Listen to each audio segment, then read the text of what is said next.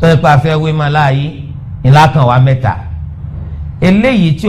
ó wà lára òkú gangan kò ní tóbi tó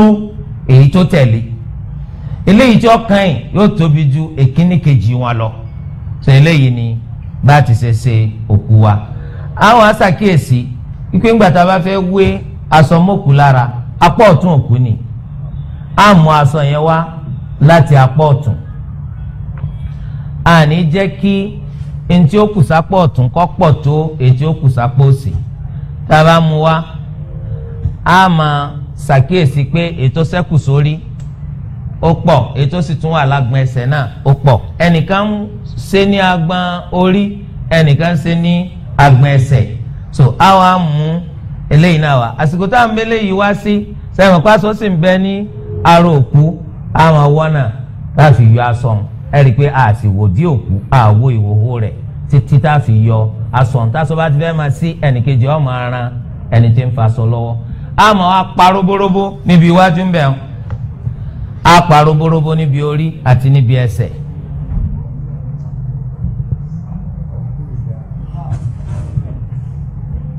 tọ́ àti pa robóróbó báyìí àti pa robóróbó níbi ẹsẹ̀ aṣọ kejì náà bẹ́ẹ̀ náà la ṣe gbàtà bá faṣọ kejì náà wé báyìí a tún faṣọ kẹta torí pé gbàtà bá ṣe aṣọ mẹ́ta náà la tẹ̀léra wọn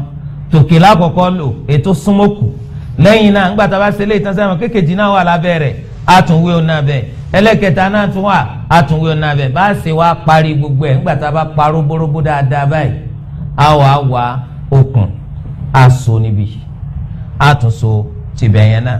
gbàtà bá so a tún so mọ́ òkú lára lọ́nà tí òfin ní jẹ́ wípé ńgbà tá a bá gbókù lọ́wọ́ aṣọ wa tuma lára eléyìí jẹ́ àlàyé ní ṣókí bá ti ṣe máa ṣe òkú wa báwa ṣe ń ṣẹni tí ń kú lójú wa nù bí wọ́n sì padà sí àwa náà nù nígbà táwa náà bá sí má.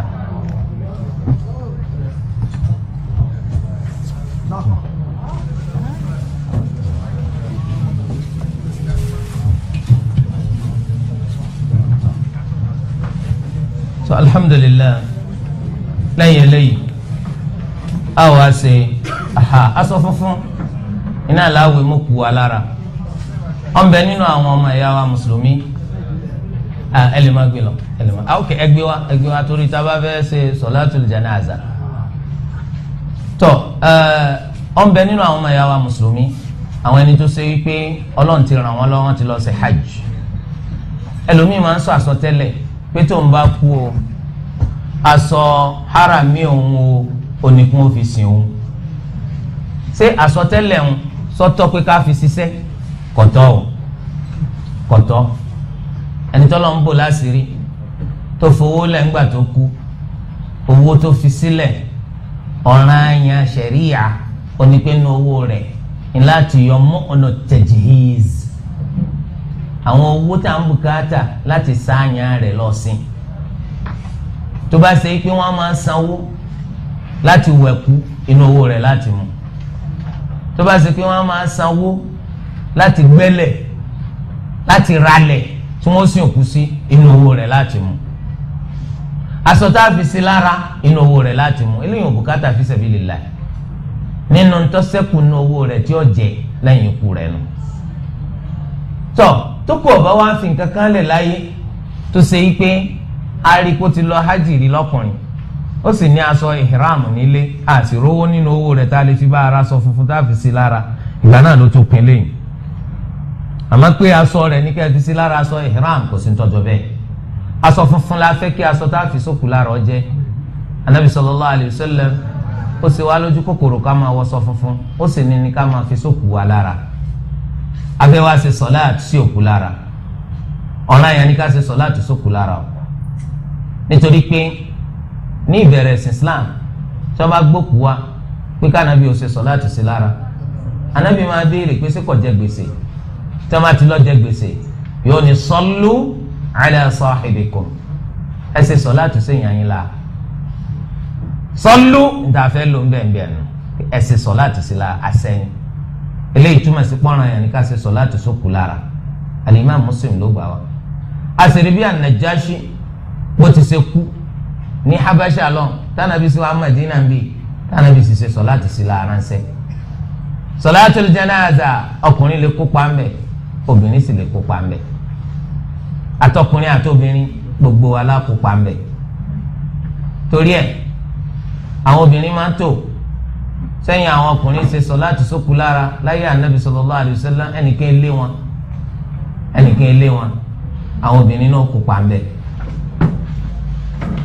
tọ́ káwá mọ̀ pé sọláàtì tá a ṣe sókù lára ó ní májẹ̀mú tá a gbọ́dọ̀ mójútó nínú àwọn májẹ̀mú yìí òun náà ni wípé a gbọ́dọ̀ dàníyà torí sọláàtì tá a fẹ́ ṣe sókù lára sọláàtì ni gbogbo sọláàtì sì ń bùkátà àníyà torí ọ̀rọ̀ anabi Muhammad sallallahu alayhi wa sallam tó ní innamal a'malu binniyat. sọláàtì yìí dandan ó ń ṣe ní pé ká ṣe ká kọjú sí alqibla a gbọ́dọ̀ ṣe sọláàtì kọjú sí alqibla kódà tó bá ṣe pé òkúta fẹ́ ṣe sọláàtì sí lára kò sí wájú wa kápẹ́ nìkan kú nílùú kan èèyàn kú lábákáleke káwá gbọ́ pé ńgbà tó kú wọ́n kàn lọ sọ wọ́n sí kòtò ni wọn ò ṣe sọláàtì sí lára àwọn ò ṣe sọláàtì sí lára ránṣẹ́ níbi tá a wà ṣùgbọ́n kápẹ́ alqibla ni Abakaliki sì wà báyìí gbọ́lá kọjú sí alqibla ni Abakaliki àbí Abakaliki alqibla la kọjú sí torí gbàtà nàbí sallallahu alaihi wasallam tó ṣe sọláàtì sí an-Najashi kò kọjú sọ́nà Habasha alqibla ló kọjú sí. a gbọ́dọ̀ rí i pé gbàtà fẹ́ ṣe sọláàtì janaza àwa náà bo ìhòhò wa àyè ṣe sọláàtì ní ìhòhò àwa náà fẹ́ ṣe sọláàtì kan àgbàyanu ní ìhòhò ló dúró sí sọláàtì àṣetọ́ọ̀nì nìyẹn sọláàtì ti Islam ọlọ́ni ya bani Adam khudhu zinatakum inda kulli masjid Islam ọgbà kó ṣe sọláàtì ní ìhòhò àyàfi tó bá pọ̀ bá lásọ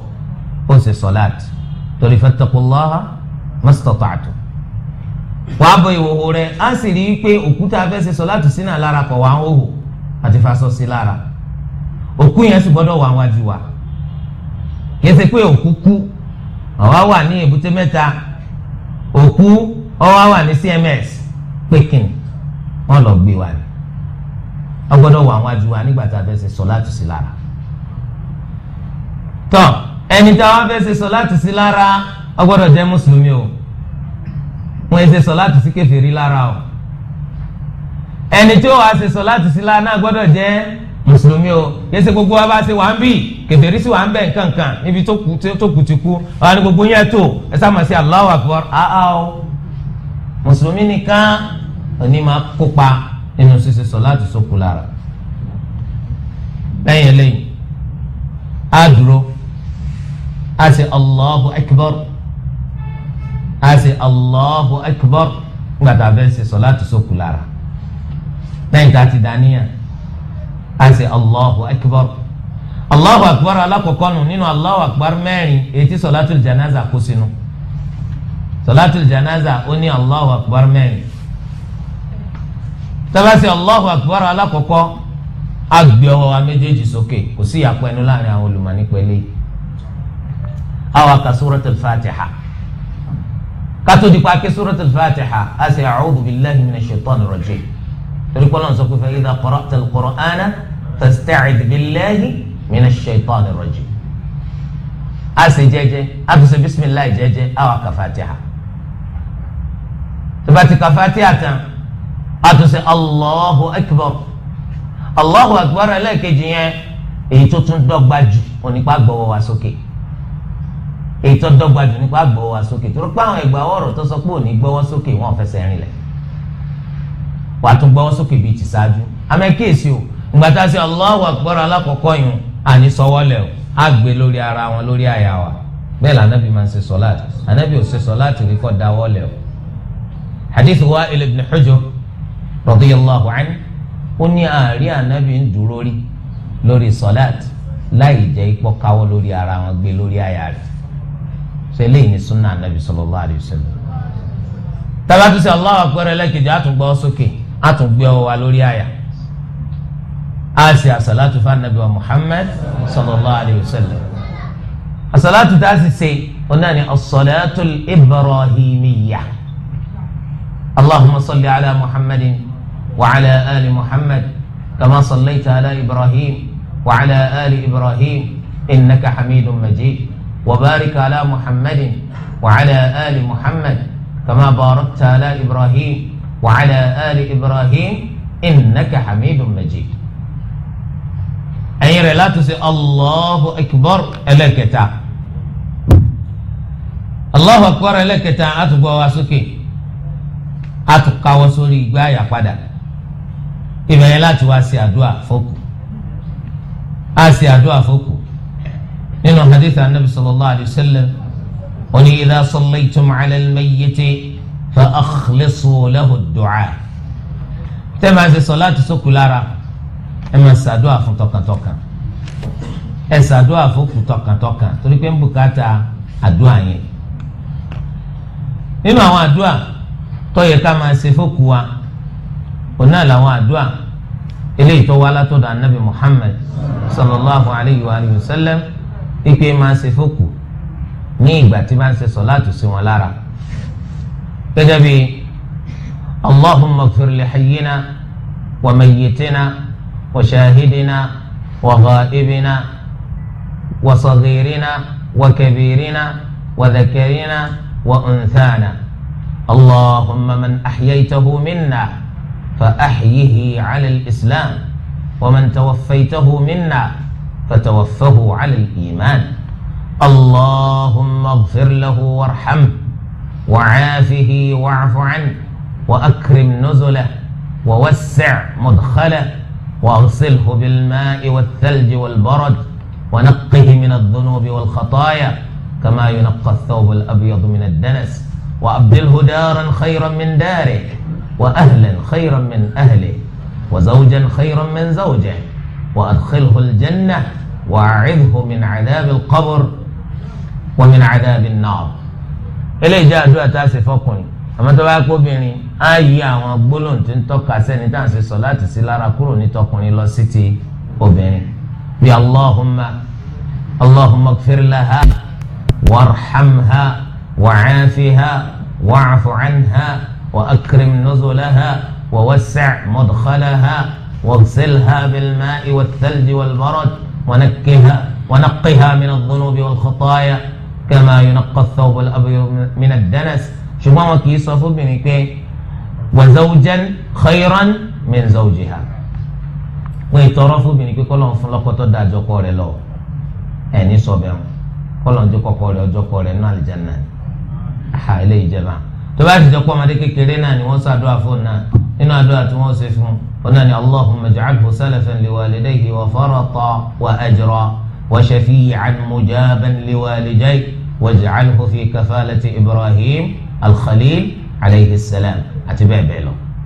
eléyìí òun náà ni apá kan nínú àwọn àdúrà eléyìí tó wáyé ibi ká máa ṣe fókù lẹ́yìn eléyìí á ṣe allahu akbar ẹlẹ́kẹ̀ẹ́ni lẹ́yìn allahu akbar ẹlẹ́kẹ̀ẹ́ni sádùá kan wà bí òsì ìyapa láàrin àwọn olùmọ̀ ṣùgbọ́n ìtọ́kànbalẹ̀ sí òun náà ni pé lẹ́yìn ẹlẹ́kẹ̀ẹ́ni yẹn